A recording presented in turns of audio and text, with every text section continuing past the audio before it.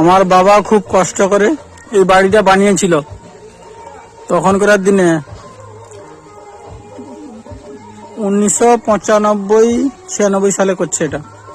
আর আমার বাবা এখন অসুস্থ হয়ে মানে একদম লাস্ট পজিশনে বসে আছে। দেখলে কিছু মনে হবে না, কিন্তু একদম লাস্ট পজিশন,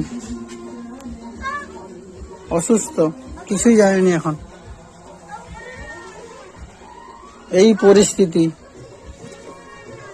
এত কষ্ট করে লোক ঘর দর বানিয়ে এখন চলে যাওয়ার টাইম হয়েছে একদম।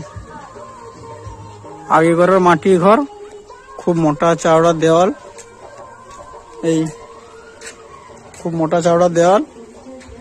আমার বাবা ভ্যান ট্যান সবকিছু করেছিল। আর এখনকার নিউ জেনারেশনের নিউ বাড়ি এইরকম। তার বেটারা করছে, মেজো বেটা।